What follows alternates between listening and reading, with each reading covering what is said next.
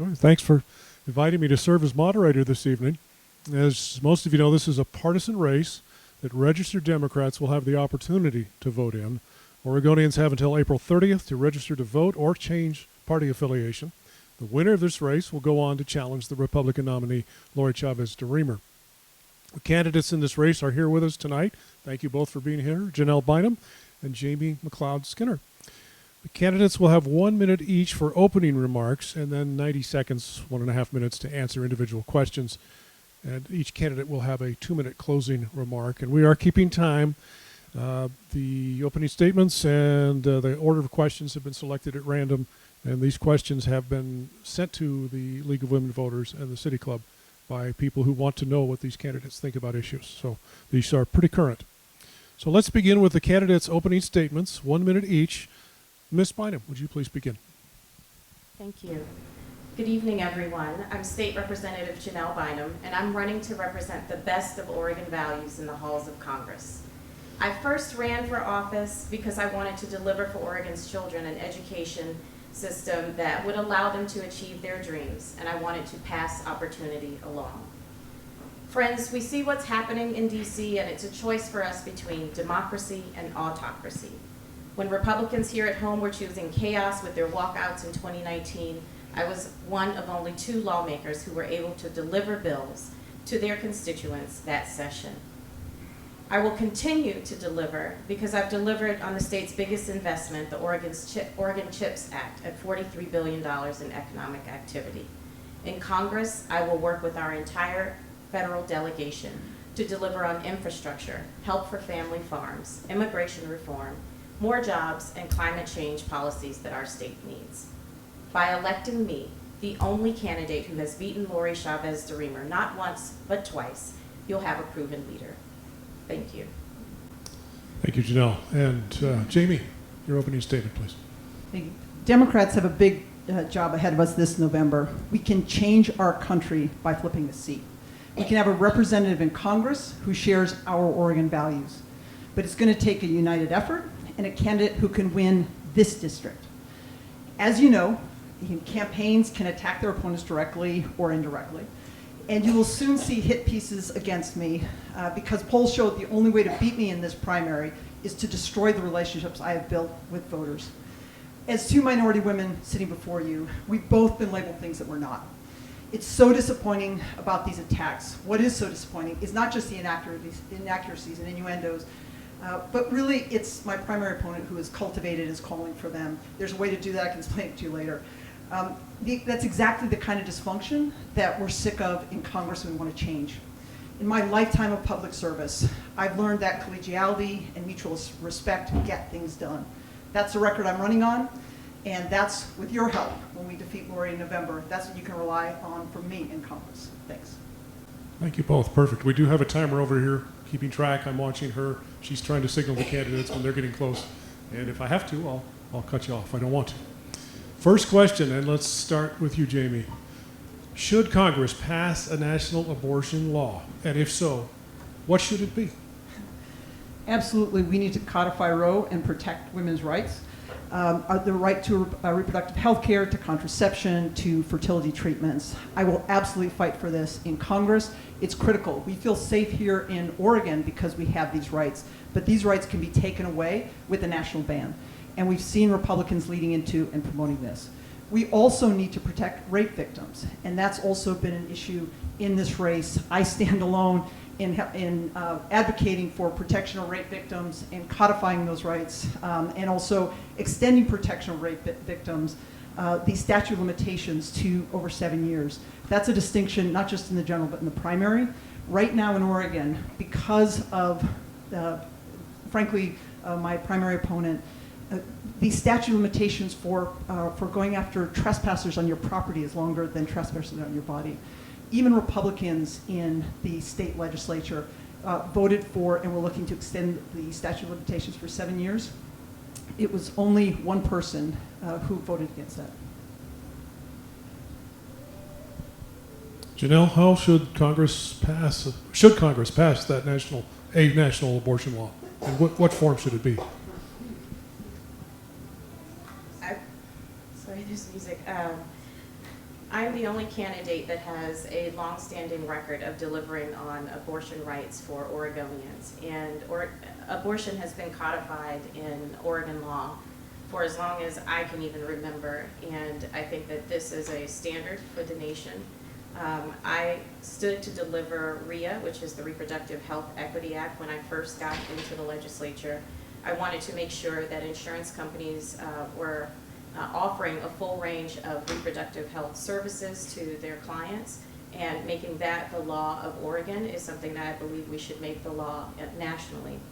I also will tell you that Lori Chavez-DeRemer has been the one that has tried to roll back access to reproductive health rights for military families. And this race is too important to let her continue riding along with her friends that wish to roll back abortion rights for women.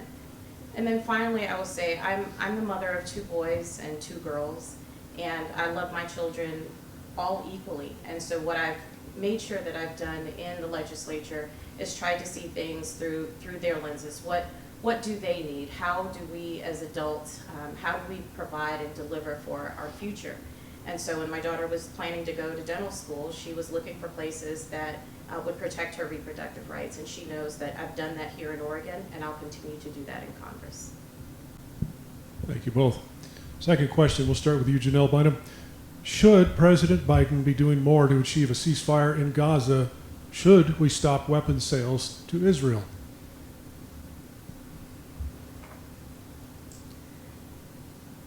Unequivocally, I believe in making sure that democracy is preserved around the world, and the president should make sure that he stands with Israel, he stands with Ukraine, he stands with democracy around the world. I think that as a young student who went to Japan as an ambassador, that program was started after World War II, when we knew that relations between Germany and the United States were strained, other nations around the world, and then they brought in Japan. And I think that more needs to be done to provide a diplomatic solution to the problems that we're seeing around the world. It is imperative, of course, that we defend our national values. We have a strong national defense, but it is also important to me as a mother that we discontinue, maybe a better word is that we focus more on diplomacy and we not normalize war. It's very difficult for me as a mother to see children being harmed, for war to be normalized, and that to me, it keeps me up at night. It's not something that I think our children, it's not a world that I believe our children should inherit. So anything that we can do to discontinue war in our world, I think, is where the president should focus. Same question to you, Jamie. Should President Biden do more to achieve a ceasefire in Gaza? Should we stop weapons sales to Israel? We must stand in the force of stopping anti-Semitism and Islamophobia. This is something that I've had a long time commitment to, and have worked with communities to stop these activities. We also must stop the killing of civilians. It's important that U.S. arms are not used in the harming of civilians. That should be a red line for us and for any aid we provide. We also should be working in diplomatic efforts to work towards a long-standing peace in the Middle East, and also stability for both Jews and Palestinians. The horror of October 7th led to the horror that we're seeing in Gaza, but we're also, Israel is our one ally in the region in a very dangerous place. We've seen the attacks from Iran on Israel, but we also, there's a red line. And frankly, Netanyahu has crossed it with the use of U.S. arms.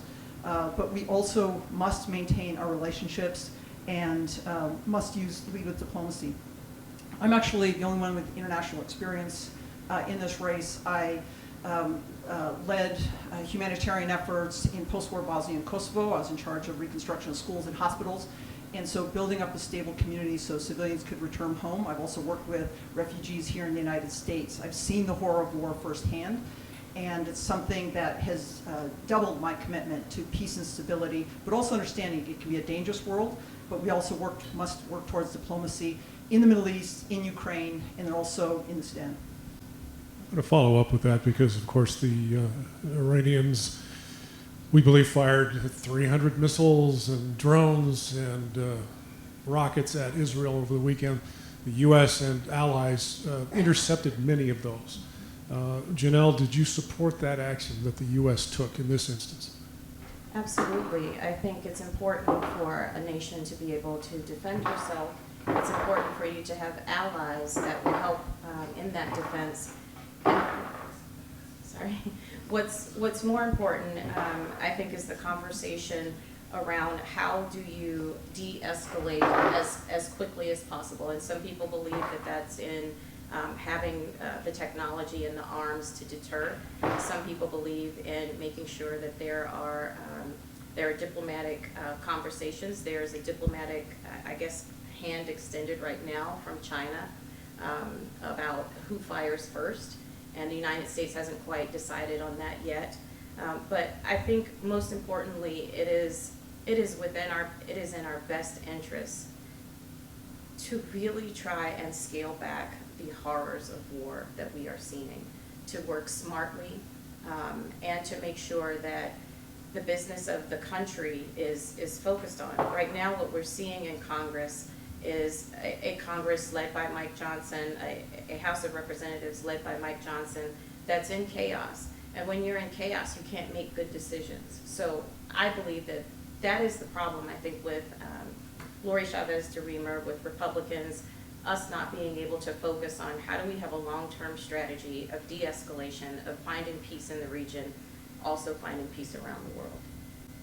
Jamie, same question. Do you support the action the U.S. took during the rocket attack on Israel? I do. I absolutely support Israel being able to defend itself, and our investment in the Iron Dome helped Israel protect itself. I think those investments are important for our allies in the region. I also agree that I agree with Janelle, that under this dysfunctional Congress, they have not been able to move forward on key support for allies, including the Ukraine and what's going on there, and holding back Putin and making those investments. We're seeing that debate happening right now. But we must support Israel as our only ally in the region. The issue is our weapons, U.S. weapons, should not be used to harm civilians. That's the red line. And compliance with international law. Israel is a longtime important ally in the region. Israel provides an important homeland for Jews and is an opportunity to protect folks from anti-Semitism. Now keep in mind that under this leader in Israel, some really horrible things have happened. We've seen in our own country, we've had leaders that have been really problematic.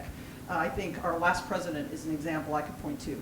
So it's not protecting Israel and Israelis and maintaining that commitment is different from the actions that Netanyahu has taken. I think the president holding him accountable is important, and establishing a clear red line in terms of how our resources are used, but also being committed to helping Israel protect itself, and also a commitment to that relationship in the long term is very important.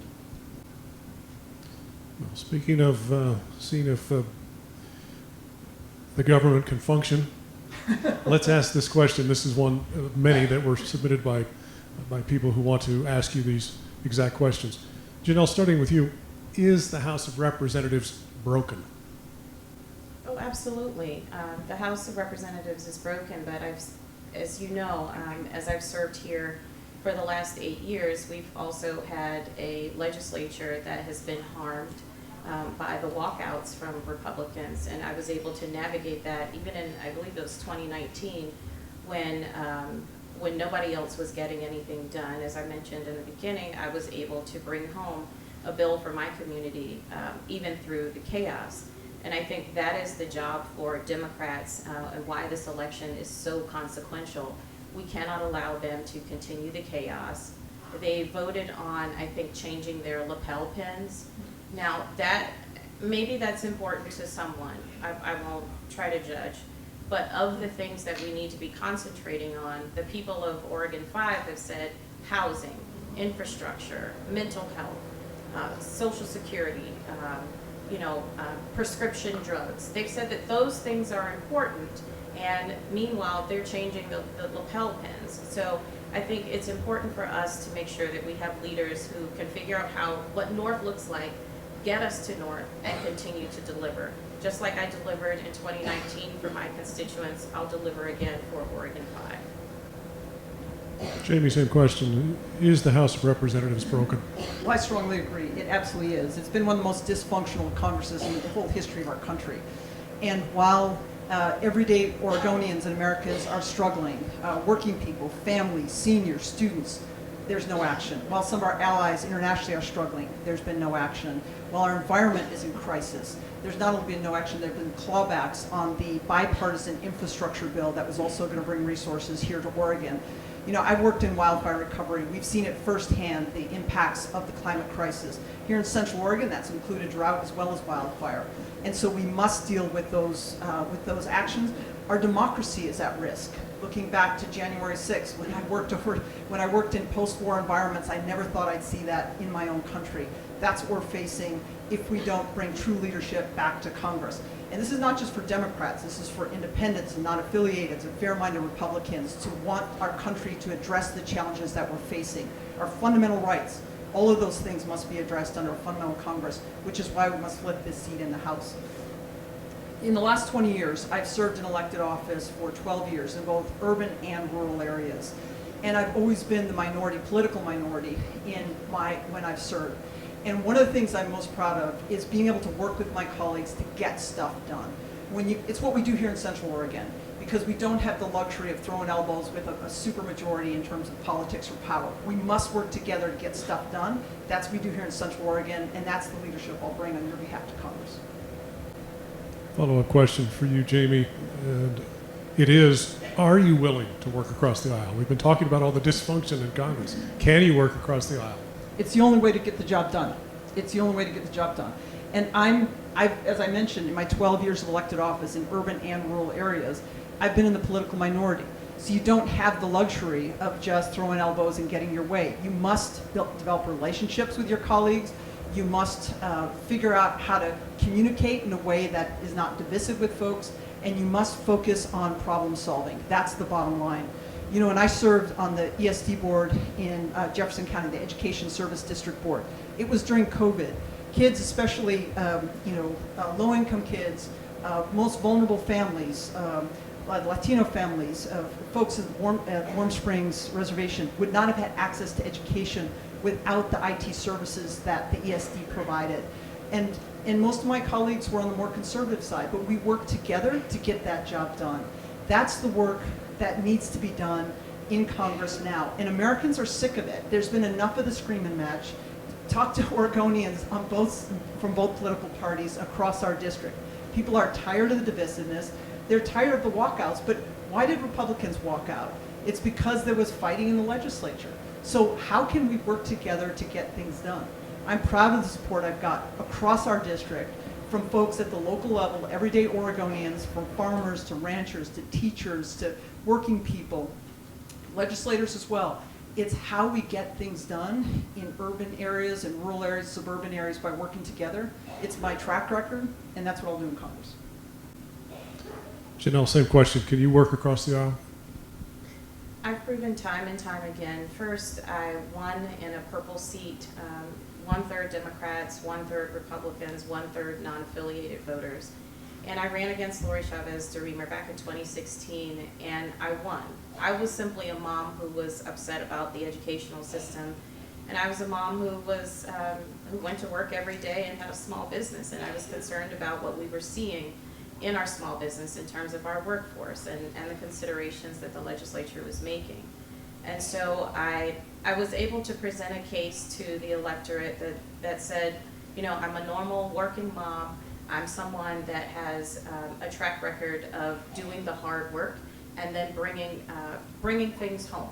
And so for the past 8 years, that's what I've done. I have worked with Republicans across the aisle to deliver the 23 police accountability bills. I had a partner, Ron Noble, who was a former police officer, a former police chief, who made sure that what we were proposing was feasible and workable. It wasn't extreme, it wasn't radical, it was practical and workable. We were working to protect people's civil rights, and we were working to keep our community safe. I also just recently worked across the aisle with Representative Deal on actually a case that came out of here in the Bend area with landscape architects and people who were doing public projects, making sure that those small businesses were taken care of. So I've been able to prove that time and time again. I'll do it. I did it in the legislature, and I'll do it in Congress. Janelle, staying with you, how can you best represent a district that spans such different parts of this state? My experience as a mom with 4 kids, as if any of you have children, you understand that while they may come from the same blood and flesh, they're all very, very different.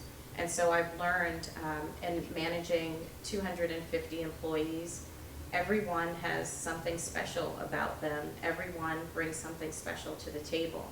And so even in serving House District 51/39, I had East Multnomah County, had East Portland, Damascus, Gresham, Boring, North Clackamas, and Happy Valley. Now, I don't expect you to know what the character of those neighborhoods are, but let me tell you, they were very, very different. They were very urban, they were suburban, and they were rural. In CD5, what I think is important is that people have told me their issues are very, very similar. It's the contours that are different. So whether it's housing, I had a senior tell me she secretly, wished her son would build a mother-in-law unit for her because she was really struggling with her Social Security payments, keeping up with the cost of rent. And so while that is different, there's students who want to go to school, but student debt is eating them up, and they can't. And part of it is housing. So I look at the issues for the issues. How do we deal with the contours? But I reject wholly this idea of an urban-rural divide, and I seek to bring our community together. That's what I've been doing, and that's what I'll continue to do. Jamie, same question. How can you best represent a district that spans such a large part of the state? Well, rejecting the urban-rural divide doesn't make it go away. I reject homophobia and racism and sexism, but they're still here and we have to deal with them. And that's part of the reality of our district. We all know that, especially being in a purple area. To win this district, to represent this district, you've got to understand urban and rural issues and suburban issues as well. I've served these communities in the past. You've got to be able to win, frankly, outside the Portland metro area. And actually, my colleague opponent has beaten Lori before, but when they ran against each other in 2016, she won in Portland but lost to her in Clackamas County. That's the biggest county in the district. I actually beat Lori in Clackamas because, and here in Deschutes County, and these are the most purple counties in the district and represent 2/3 of the district in terms of voters. Heck, in Deschutes County, I'm the only Democrat in over 50 years to win Deschutes County in a congressional House race, and I've actually outperformed every Democrat running for president in Deschutes County since 1964. So being able to connect with voters across the divide is really, really key. As an engineer, an attorney, and small business owner, it's about showing up, meeting with folks face to face, understanding issues, and working together to solve problems. That's what I've done. I finished high school in Southern Oregon, lived on a small family farm. I understand these experiences because I've lived them. And the problems are different. So housing is a problem throughout the district, throughout the state, but the solutions are different. And the problems we've had in the past, often under this legislature, with all due respect, is the solutions have worked for urban areas and not rural areas. And that's why the shared understanding across the divide is important. Moving on. Janelle, should we have a different voting system for the presidency besides the Electoral College? I think the Founding Fathers did some amazing work. We have the greatest country in the world. I would say it's really interesting, the system that we have set up. Overall, I think that it's important for us to get back to our values rather than tinkering with our system. So the values that are really important to me are making sure that everyone has access to the ballot. So whether you are in rural Georgia, Mississippi, or whether you're in Oregon, you should be able to cast your ballot without fear. Whether you're a 19-year-old who's just figuring out what their ballot looks like, or a senior citizen that can't get to a polling place. To me, it's not so much about fixing the Electoral College as is about how do we get as close to 100% engagement as possible. the challenge that we have, and I think the biggest challenge for this district and this country, is dealing with voter apathy on the part of young people. And so if you have a young person in your family, a 18, 19, 25-year-old, please encourage them to vote. Please show them how to vote, not what to vote, but how to vote, and make sure that here in Oregon that they turn in their ballot. I'm the mom of college kids. I have a college-age voting plan for my kids, and I share that with others. That to me is the bigger issue, is engagement in democracy. Jamie, same question. Should we have a different voting system for president besides the Electoral College? Well, it seems to me that in a democracy, the majority is supposed to rule, and the Electoral College gets in the way of that. And so if there was modifications that we could do to make sure that the majority of voters got to choose the president, I think that would be a good idea. How we go about that and design that system would need some conversation, and I know you'll start throwing things at me if I say it would need to go to a committee or some politicians actually discuss it. But so we need to think through to make sure there were not unintended consequences. But overall, I think it's a good idea. How we do it is the discussion. And making sure, protecting our voting rights is actually something else. We talked about abortion rights and reproductive rights before, but also making sure we codify our right to vote across the country. And the Voting Rights Act, that's another huge piece of legislation that needs to move forward to make sure that voters do have that right. And even here in Oregon, there have been some modifications in the past couple years, and to the point of bipartisanship, I want to give a shout out to Senator Knopp, who really pushed and raised the issue that for rural voters, our mail-in ballots take longer to get to the ballot than in urban areas. And so that started the discussion that resulted in being able to have the postmark count. He started that discussion, and he deserves credit for it. So making sure that we all get access to the ballot, that those rights are protected, and then also that our vote counts. One of the other issues that's happening in discussions in Oregon here is the closed primaries. In this district, over a third of the voters then don't get to decide who the major nominees are for the party, for the race. Thank you. Yes, as we've made clear, this is a closed primary this time around. Both of you have mentioned concerns about dysfunction in the other party and their politics. If you're elected, and I'll start with you, Janelle, how would you balance the moderate and progressive portions of the Democratic Party, which don't always get along? I think it's really important to start with this idea that we all generally want the same things. We want peace in our community. We want a good, strong education for our children. We want safe and secure housing. We want to make sure that we have access to medical care. It's a matter of how do we unify under the things that we actually agree on, and then how do we create space for dissent? It's really important to me. So when I run my committee in the legislature, I've been told that people admire the way that they admire my style of leadership. And what does that look like? We hear the proponents of an issue, and then I allot three sessions, 3 speakers for proponents, 3 speakers for opponents, and 3 speakers for neutral. And that way, everybody has a chance to be heard. And to me as an engineer, it's not about taking credit necessarily for the laws that we pass or the work that we do. It's really about the process. And if the process is inclusive, if the process respects dissent, if the process respects proponents, if the process respects being able to come together in the end and have a system on how you will agree on what the outcome is, that is what's most important. And that is why I'm supported by a host of people across the state, from neighbors to elected leaders, because they respect the process that I run and they know that I'm a stand-up leader. Jamie, same question. How would you balance the moderate progressive portions of Democratic Party? Well, the way I've done this consistently, and it goes then also to non-affiliated voters and also to, I'll say, fair-minded Republicans who are not strictly partisan, is to talk about ideas and issues and values. You know, when wildfire's going through a community, it doesn't check party affiliation. The same with whether you're a hardcore progressive or moderate or a hardcore conservative. So it's within the party, but for me, I really see this beyond individual party and extending on to others who don't identify with actually either party because they're frustrated with the partisanship of both parties in many ways. So it's, you know, what I always say is, look, regardless of party affiliation, we all want to be able to put a roof over our head and food on our table. We want opportunities for our kids. We want health care for our families when they're sick. We don't want our homes burning down. We want to live in safe communities. We don't want our family farms going under. And we start with those values and those ideas, and it leads from there. But to that point, using that approach, I'm really proud that my colleagues have consistently supported me to lead them.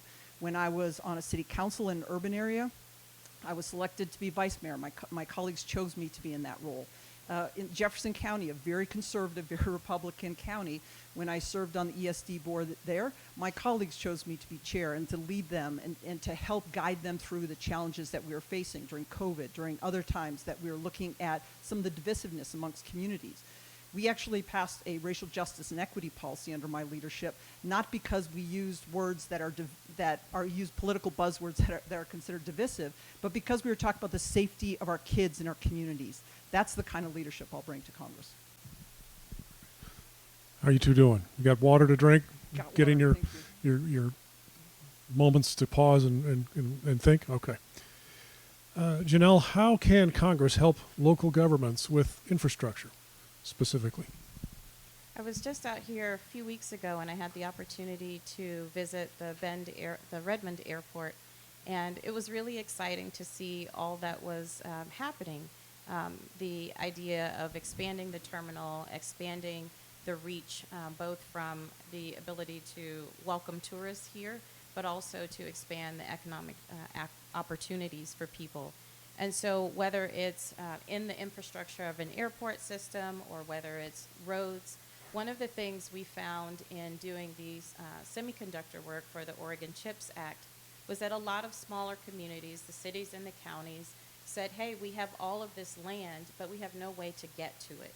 And so what the federal government could actually do is join with the state of Oregon to help us build the roads, help us build the infrastructure that we need to use the infill lands and not have to expand our urban growth boundary if we want to build more housing or if we want to grow our industrial centers. So that is, I think that's one area.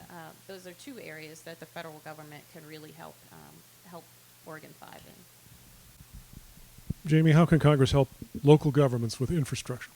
Well, this is near and dear to my heart. As a civil engineer, as an attorney, also as someone who's worked as a city planner. I'm actually a professional planner at AICP. As a city manager, as a council member, we've really focused on how you help local communities. So one of the tools the federal government has is the Community Development Block Grant Fund, CDBG, that can help to target funds locally.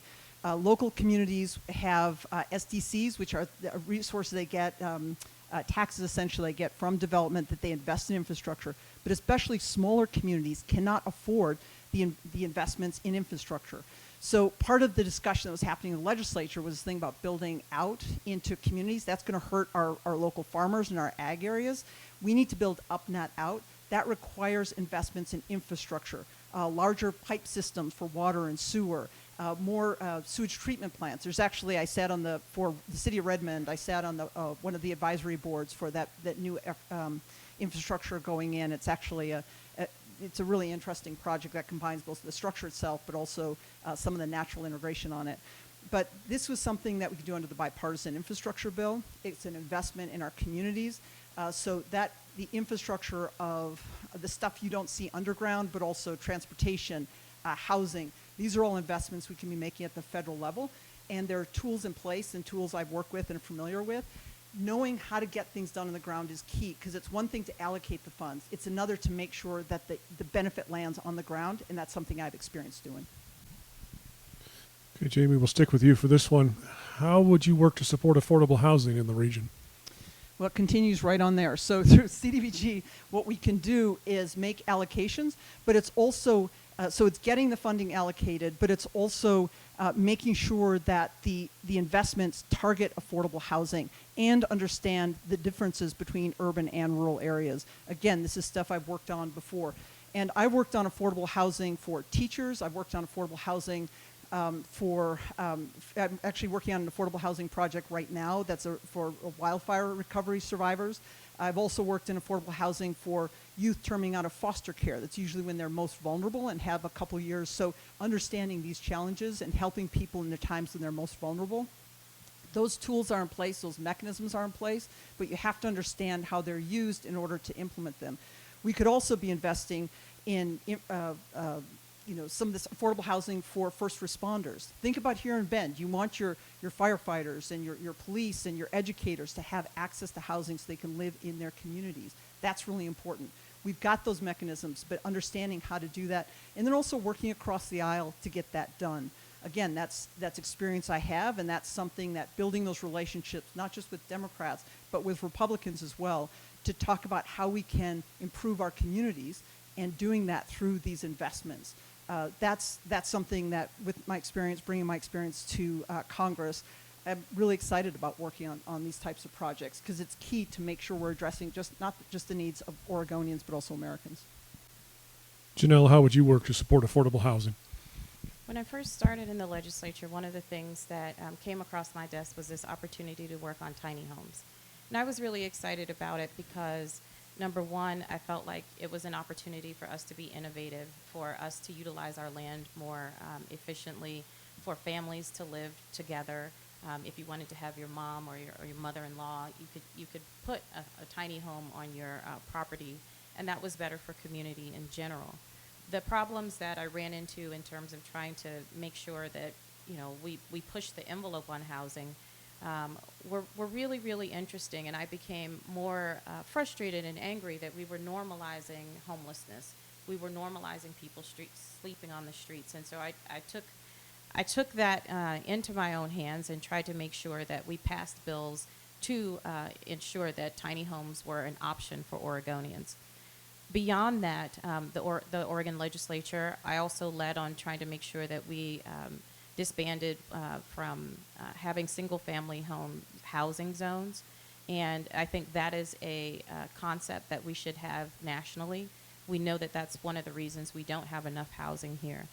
I also visited Redmond and looked at one of their tiny home communities, and I was overjoyed that this was one of the moves that the city council had invested in, and I thought that more of those types of actions should be taking place. So there are a variety of concepts that we can pursue. I have experience in putting housing on the ground, and I will continue to do that in Congress. Janelle, let's stay with you for this one. What policies of President Biden's do you agree with or disagree with the most? As a mom of 2 college-age kids, student debt, student debt, student debt.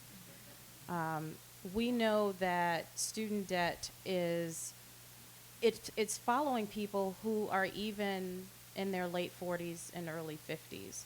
And we know that it has economic consequences, meaning can they purchase a home? Can they move wherever they need to move? Can they move back and be near family?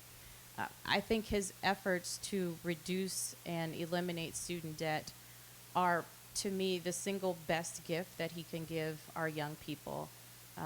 It is what I hear my children talking about amongst their friends. It is also what the conversation was even in our home. So as I mentioned, my daughter is going to dental school. She ended up choosing OHSU because it was a public university, and her other choice was Colorado, and her other choice was Tufts. Tufts was about $600,000. And she said, there's no way I'm going to come out of school with $600,000 in debt just to become, I want to be a dentist, but I can't justify that. It means it limits all of my options once I graduate. That's a house, right? A house in Bend. A small house, right? So she chooses to, help people with their teeth and their dentures and their fillings and their braces, and has a house on her back. So I think that President Biden has done the best job with that, and I would encourage more of that. Jamie, how about you? What policies of President Biden's do you agree with or disagree with the most? Well, I love the fact he's such a strong labor advocate. He's actually one of the strongest labor presidents we've had in my lifetime. And he does an outstanding job of that. I actually think we need to pass the PRO Act, so I'm really proud of him for that. I do appreciate his efforts on student debt, but what I've actually proposed is a civilian GI Bill, because it's not just debt. It's a more comprehensive system of getting students to invest in themselves and go through the education that they need. We've got a shortage on teachers, on educators, on nurses, on doctors, on all sorts of key professions. And so the plan that I've proposed would actually be similar to the GI Bill, but you get the education first, and then you serve where you're needed, in rural areas, in urban areas, in inner cities, the places where you're needed most. There are individual small programs like this, but it would be a major effort to allow young folks like our kids to invest in themselves and go to school. You'd essentially sign a promissory note, you'd get your education debt-free, and then you'd work where you're needed. Those kind of long-term investments, I think, are really key. I also love the fact that he's committed to protecting Social Security. We know that we can help to protect this long-term commitment by either raising the cap or removing the cap altogether. It can pay for itself. It's a false argument to say that it can't be funded. And I love the fact that with Republicans trying to cut and destroy and privatize Social Security, he's created a line in the sand and said he's not going to do that. I would work with him to make sure we protect that for the long term. You are both Democrats. How do you differentiate yourself from your opponent? Janelle? I'm the leader that has the support of people across the state, from my neighbors all the way up to the highest levels of government. So the three female governors that we've had of our state, over 25 sitting legislators, past and present, our Attorney General, our treasurer, a whole host of people have really looked at my leadership and have worked with me, have very good experience with my leadership, and have said, Janelle is the best person for the job. I would also point to my experience as a legislator over the past 8 years, working through the ups and downs of leading, working through the ups and downs of dealing with Republicans when they're at their best and when they're not at their best. I'm the only person that has passed, that has a record of passing legislation, leading legislation on whether it's reproductive health, whether it's housing, whether it's education, whether it's the environment, agriculture and rural issues. I have the track record of delivering over and over and over again, and I have the track record of winning. So it's not where you win, it's actually if you win. And my if is an actual win. I've beaten Lori Chavez DeReamer not once, but twice, and I'm ready to do it a third time. Jamie, how do you differentiate yourself from your opponent? Well, actual support in the district. She can have 100% of the votes outside the district. I'm really proud of being up over 30 points consistently in polls in the district. I'm really proud of the support I've got from everyday Oregonians, from labor advocates, from educators, from folks on the ground, from farmers and ag folks throughout the district. We talked before about democracy, and it's about folks in the district being able to choose their representative in Congress. I mentioned before the vote not protecting rape victims. That was stunning to me, and that's, my opponent was the only one, Republican or Democrat, to vote against extending protection for rape victims. Republicans were speaking out in support of that. It's a judgment issue that's shocking to me. I've been consistently selected by my colleagues to lead. I mentioned on a city council, again, not in the political majority, and for the ESD, selected by my colleagues. And with all due respect to my primary opponent, she has actively sought to lead her colleagues as speaker, and she's been rejected for that not once but twice. And so being able to be selected by your colleagues to lead is really key. My environmental record, I represent you all now on OWEB, the Oregon Watershed Enhancement Board, working across the divide to protect our environment.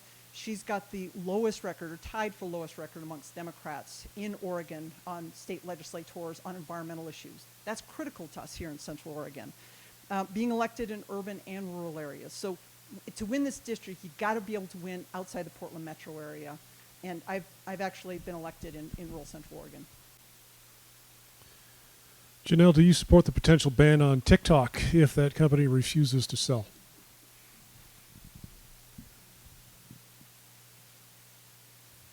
You know, I think I think I'd bring down the age in Congress, and having a fundamental understanding of what innovation looks like is actually really important. I do think we have a security risk problem. I think that's real. But judging from, some of the hearings that I've watched, I don't know that everyone understands exactly how TikTok works, or even Facebook works, or even Instagram. And I remember during the pandemic, my 13, well now she's 15, my 12, 13-year-old daughter became my social media manager. And one of the biggest memories, the starkest memories I have was of her saying, "Mom, we did it, we did it." And I was like, "What do you mean?" And she said, "Well, we found out President Trump was having a rally in Arizona. And so on TikTok, we all got together and we got all of his tickets. So when he got to the arena, there were no seats that were filled because we took them all."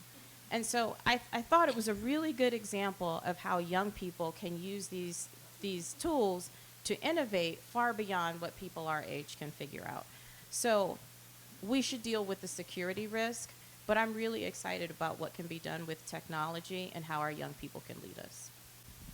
Jamie, do you support the potential ban on TikTok if the company doesn't sell?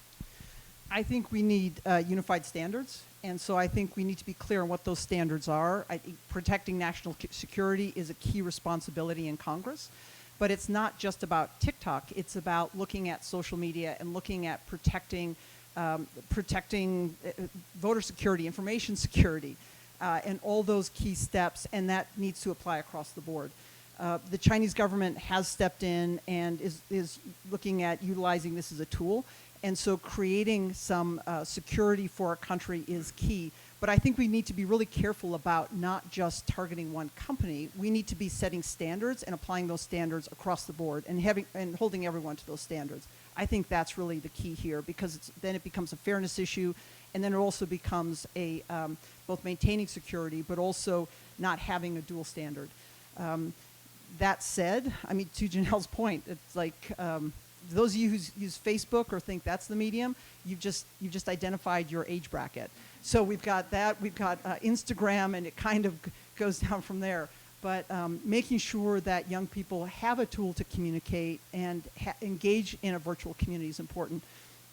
The other thing we also need to do is make sure we're protecting young people on social media. Another big piece that's tied into this or related is protecting the flow of misinformation on social media. So those are important discussions to be having at the congressional level, and then also determining how we best protect folks.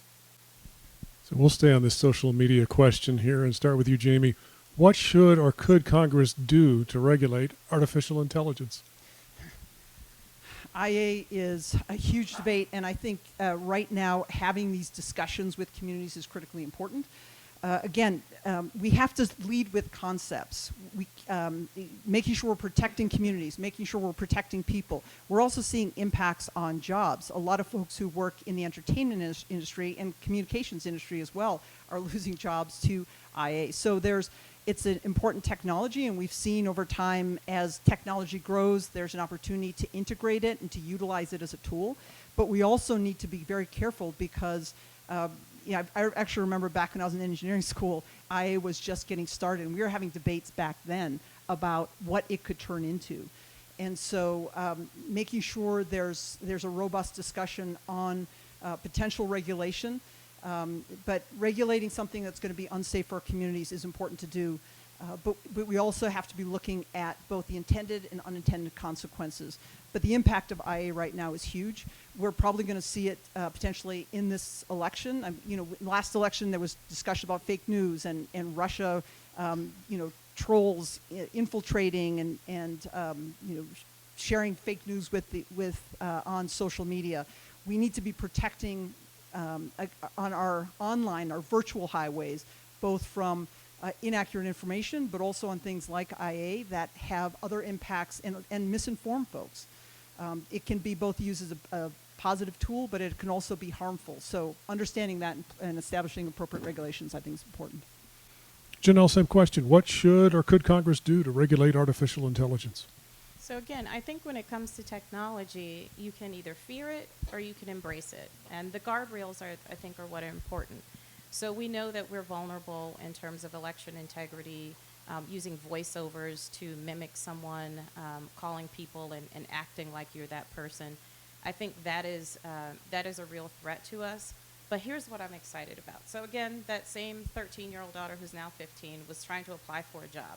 And she was applying at Kona Ice, so she wanted to be a shave ice young lady. And she says, "Mom, I need a resume." And I was like, okay, all right. I remember my days where you had to go to the Career Center or you had to get a resume writer.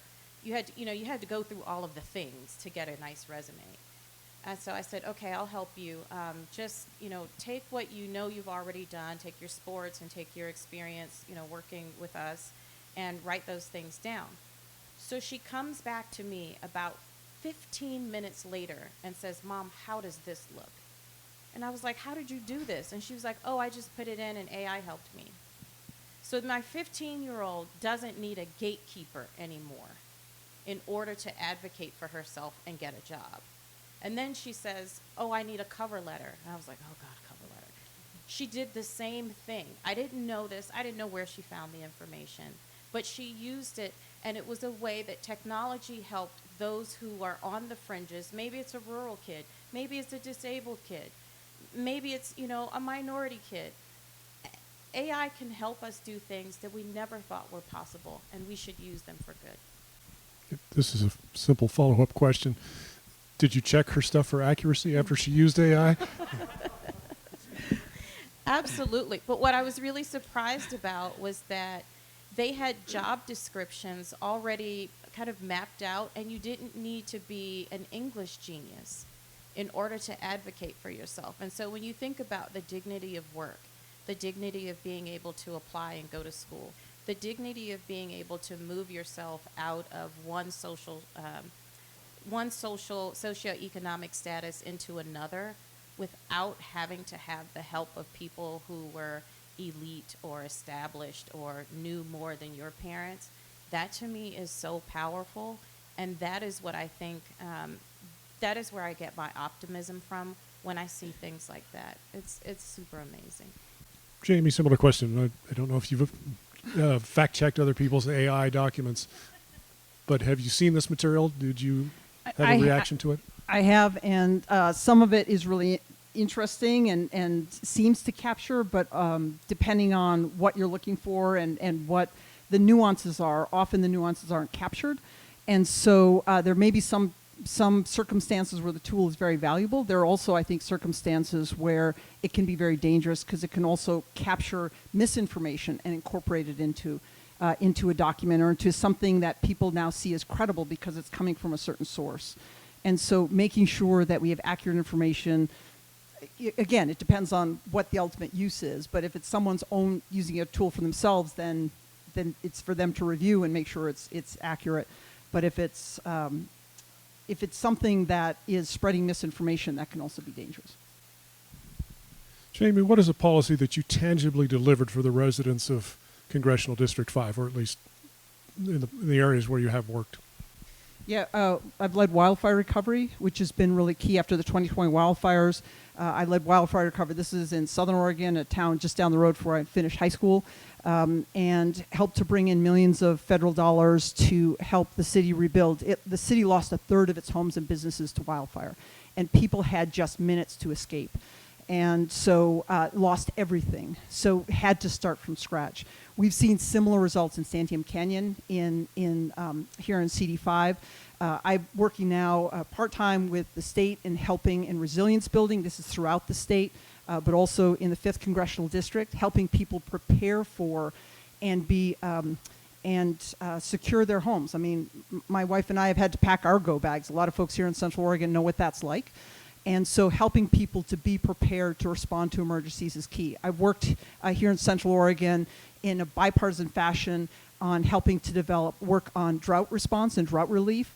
Worked with Republicans and Democrats in a more close setting. It was something that was queued up to the legislature, and they ended up passing and investing it a few years later.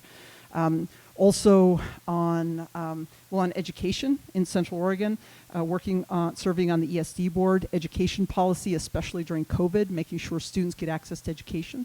And then lastly, on the OWEB board, the Oregon Watershed Enhancement Board, helping to work on across the divide on working lands to make sure we're protecting our natural resources, fisheries, and keeping clean water for the future of our state. Janelle, what is a policy you've tangibly delivered for residents of Congressional District 5? Well, I will never miss an opportunity to talk about the CHIPS Act. And maybe it sounds like something that's like kind of far away, and it's what they do in Hillsborough. But really, it was an act designed to help the entire state. And we tried to make sure that each portion of Oregon had an opportunity to grow their economy. And people will tell you, it's the economy, stupid. Yes, as Democrats, we take care of the vulnerable. We take care of our children. We take care of our seniors. But at the end of the day, for Oregonians, it is about our economy. And so I would tell my Democratic colleagues, you want to spend on these particular programs, but you have to have money coming in. So what I've delivered for the entire state, including CD5, is $43 billion of economic activity that will be generated by less than $500 million of investment, and 6,000 jobs for Oregonians. If you don't have jobs and you don't have an economy that your children can come home to, that they can count on, there's no point. If you have no money and a stable economy, then you will not have a state that can recover from a recession. That, to me, is the job of leaders around the state, to make sure that we have jobs, that we have a recirculating economy, and that it is strong and that it is robust. And any policy that we pass, it affects every single portion of the state, not just one part of it. Thank you both. Janelle, what would be your top priority in bringing new funds to District 5? As I mentioned before, I've been able to work across the aisle, and especially with the CHIPS Act, or even with the police accountability. It's really important for us to bring home infrastructure dollars. So I worked on the rural broadband package as the chair of the Small Business and Economic Development Committee, and we're going to see those funds start to come online. We know that when we don't have rural broadband, and that is also an issue even in urban areas, we know when we don't have rural broadband, we can't update grocery store prices, we can't do training at our community colleges or even at our students' schools. We can't take credit cards, we can't run our security machines. So rural broadband is one piece that we're seeing roll out. The second most important thing, I think, is the hardcore road infrastructure. We actually have to have the roads, the electricity, the water, sewer, so that we can build housing. We know we're behind in building housing, 10 to 50 years, depending on the part of the country that you're in. And then finally, I would say it's really important for us to invest in education, and that's where my political career started and where it will always have my heartstrings. I'm really interested in making sure that the funds are available for our students with special needs who have 504 plans and IEPs. I don't think the federal government is doing their fair share on that. Jamie, what would your top priority be in bringing funds to District 5? Infrastructure is really key, and we talked about that earlier, roads, as well as the infrastructure to develop more housing. We've also, there's actually a couple different things. There's also investing in education, which is key, and that's everything from pre-K, K through 12, and post-secondary, well, the apprenticeships, and I mentioned the civilian GI Bill. There's also immigration reform, because you talk to our farmers in Central Oregon, they're struggling to get employees to be able to harvest crops and put food on our table. Other investments in terms of wildfire recovery, the Stafford Act. If the Stafford Act, when it's reauthorized, is amended to include heat domes, so the Stafford Act funds FEMA. It currently funds wildfire recovery. But it does not cover heat domes. We're seeing that across our district, and that's something that we would need emergency relief on. Food, we have food insecurity is a huge issue, especially here in Central Oregon. So reauthorizing the Farm Bill, I actually had an op-ed piece on this in the Bulletin recently, reauthorizing the Farm Bill to make sure that the SNAP program is funded so that hungry families are fed. So there is support that goes to families, but there's also those long-term investments in our economy. Economic development is something I've worked on at the local level and led on a committee to make sure local communities could build out and become competitive, not just in their own industries, but also in B2B and businesses to other businesses. This area especially, my time's up, but there's a lot more to talk about on this one. We greatly respect your respect for the time limits. Thank you. Jamie, what changes, if any, would you support in Congress to address the issue of climate change?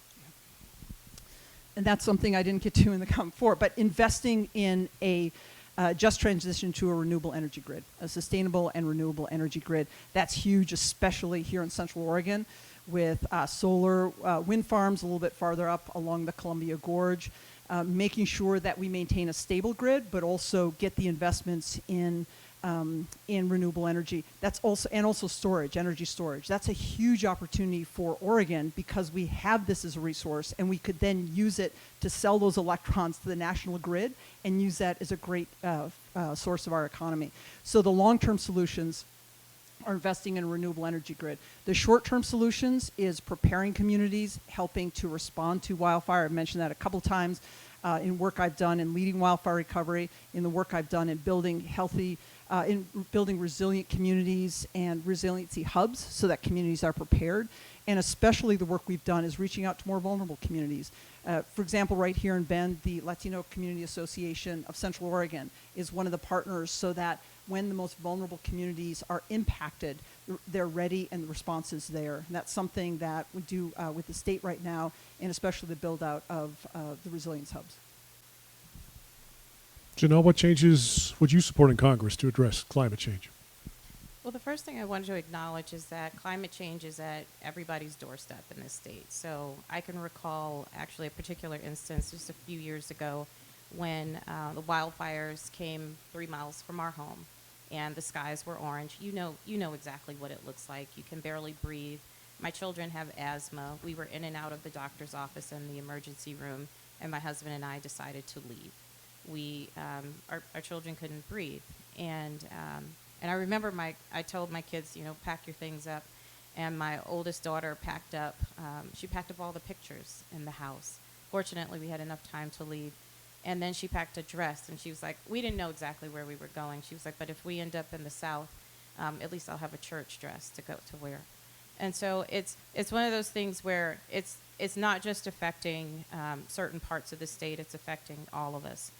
What I have committed to do is bringing forth legislation like my clean manufacturing technology legislation that helps us innovate out of these challenges. I have also made sure that we're having these discussions about what the guidelines are and guardrails are for clean energy manufacturing and production within the state as well as on our coastline. So I think those discussions need to be had. We need the federal government to be partners in helping us with forest management and the impacts of climate change. But ultimately, I think Oregonians know best how we want to deal with it and how we want to innovate our way out of it. Jamie, what, if any, changes would you support in the way of gun safety laws? Well, I really appreciate you referring to as gun safety. My dad hunted to put food on the table. Families in rural areas are used to owning guns, but it's also about ultimately committing to safety. And I've found that it's actually responsible gun owners who are the most passionate about safety. We also know that some of the biggest risks of impact from guns is self-harm and suicide. When I was a kid in Southern Oregon, someone I knew in high school we played basketball together. She went to a neighboring school. She was depressed. She found her dad's handgun and she took her own life. We're seeing high suicide rates amongst our veterans, amongst farmers, because of the pressures on them. Making sure that we have gun safety laws. My mom's a retired educator here in Central Oregon, and she would tell stories about the active shooter drills that they would go through and the fear that she felt and her students felt. So the key steps we can include are not just having background checks, but also having permits associated with that. We should be looking at weapons of war not being used as, weapons of war aren't used to hunt. And so, bringing back a boundary and establishment so that there is, kids and weapons of war don't end up in schools and end up in our safe ways downtown. So having restrictions at that point, but it's restrictions around lock boxes and red flag laws as well. Janelle, what changes would you support in the way of gun safety laws? So I agree with my colleague here. I think I have a track record of voting with Moms Demand Action and making sure that we close the boyfriend loophole, that we've supported background checks. And more than that, it's also important that you support the funding that goes along with helping Oregon State Police actually complete the background checks. We know that that was one of the cogs in the wheel. I will just say that I personally grew up in a community that was plagued by gun violence, and it wasn't active shooters. It looks different in different communities. What we were faced with was territory gun violence and hopelessness types of gun violence. And so that is, again, why I'm always focused on mental health supports, as well as young people feeling like they have a future. We know that there's commonality with these active shooters, that they were depressed, that they were hopeless.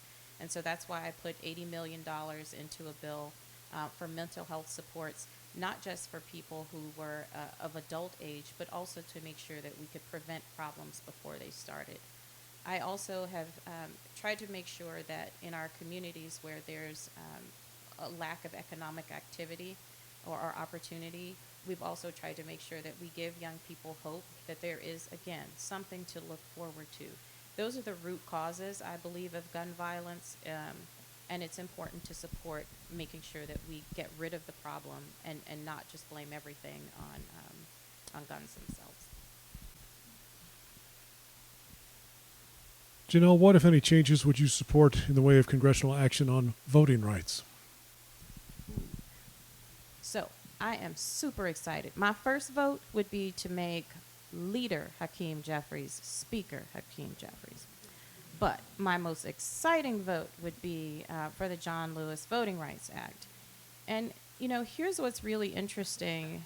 Again, this daughter that went away to school in Georgia, when I talked with her about, do you want to vote in Georgia because, the Senate was at stake.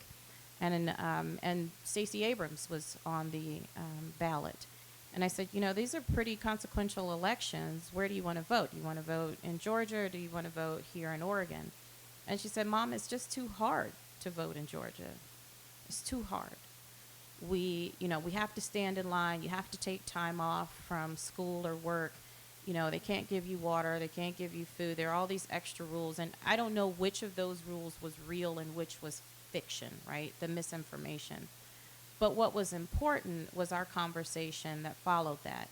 And I explained to her that those were forms of voter suppression, when they discourage you from voting where you have interests. And I think that that is really important. We in Oregon enjoy the freedom to vote in our homes, in the comfort of our homes. But more importantly, the rest of the country is really at risk. And we see that over and over and over again. So I'd be proud to vote for the John Lewis Voting Rights Act. Jamie, what changes would you support in the way of congressional action for voting rights?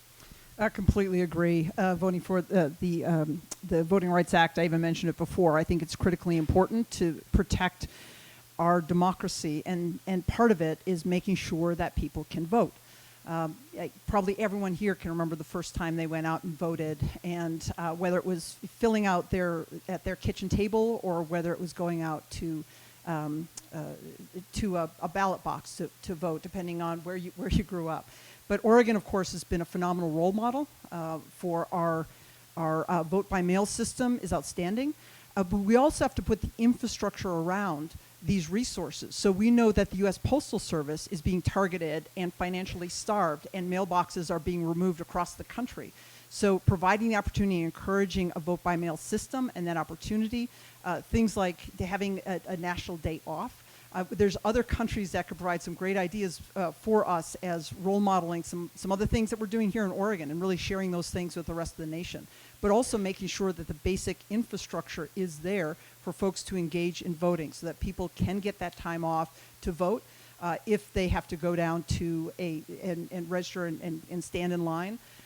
For those of us who are fortunate to be able to vote by mail, to make sure that the U.S. Postal Service has the support it needs so that people can vote and their ballots can get in on time. We've made it to our last question. Thank you, I everybody. was going to ask for a time check. This is it. Last question, and we'll start with Jamie. What should U.S. policy be in regards to the war in Ukraine? So we need to make sure that we, first of all, lead with diplomacy, and when diplomacy is not an option, that we work with our international partners to make sure that we don't, that dictators can't start World War III. And that's essentially what we're seeing with Putin in the Ukraine. Think back to 1933, when Hitler just wanted one more country, and the international community stepped back and let him go. This is what we're seeing with Putin. He actually started in Chechnya, and now he's trying to, he's doing the same in Ukraine. And so it is expensive, and we're being asked to foot some of that bill, and that is, that's of concern to some folks. But keep in mind the difference between this smaller investment versus if Putin is allowed to run rampant and we do get into World War III. Think about it if our own troops have to have boots on the ground. The investment in helping Ukrainians protect their nation and their country is critically important to stopping a madman who wants to take over, not just reestablish all of the USSR, but that won't stop him. He'll take it from there. And so making sure we make sufficient investments when peace is not an option is critically important. I would absolutely support additional resource to Ukraine, not because I feel, there's plenty of stuff we have to invest in here in Oregon, here in the United States, but that's pennies to the dollars in terms of the expenses that are coming, in terms of the loss of human life, and the potential impacts on our own troops if we don't invest in that now. Janelle, what should U.S. policy be with regards to the war in Ukraine? I think the choice is between democracy and autocracy, and it's important to support our allies around the world. It is important for us to send aid to Ukraine, full stop. I think what's also a challenge for me is the fact that we are seeing some kind of remnants of this idea of autocracy even here at home. And so that's more and more the reason why Oregon 5 is so important in terms of building a blue wall against the potential presidency of Donald Trump. He seems to have staying power despite his misdeeds.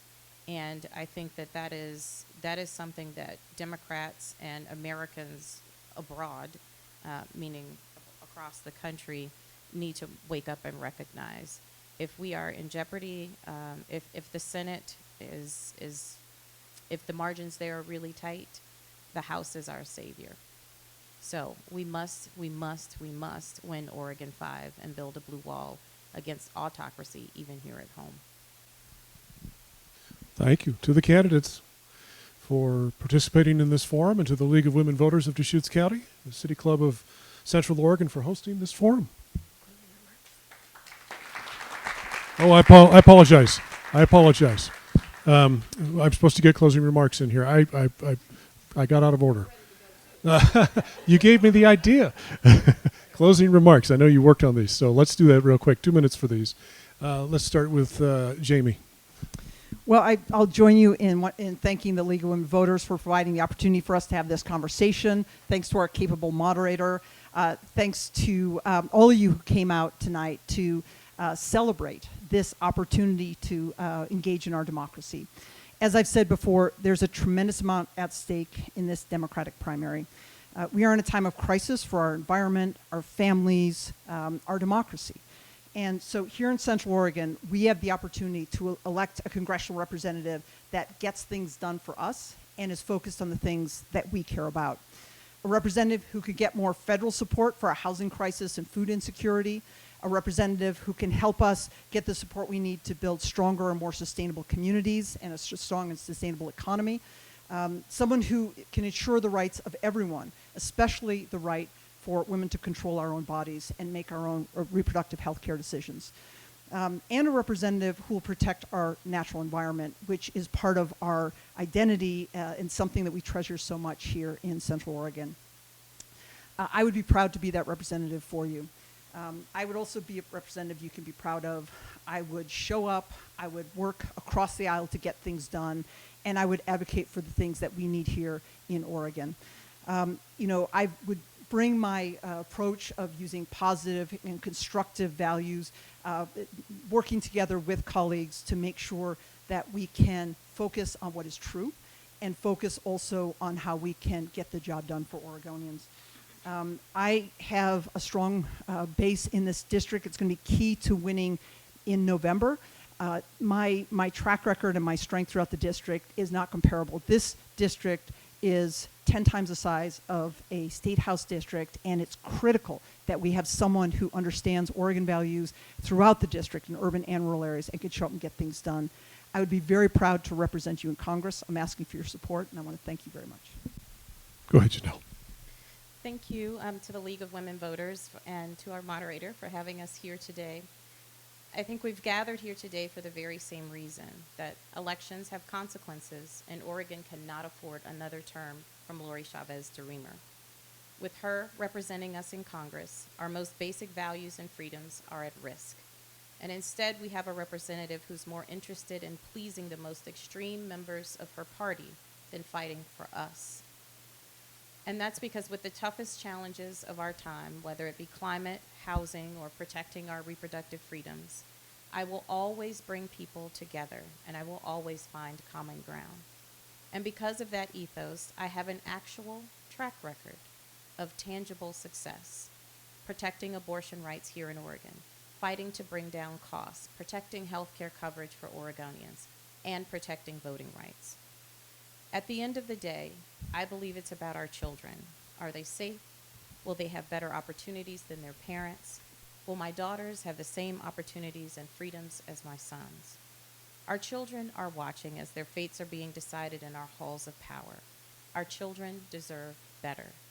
Oregon deserves better. And that's why I am running for Congress.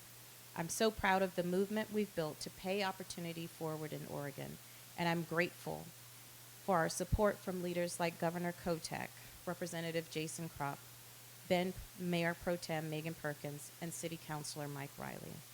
I invite you to learn more about me and join us at Team Bynum by visiting JanelleBynum.com. Thank you for having me today. Okay.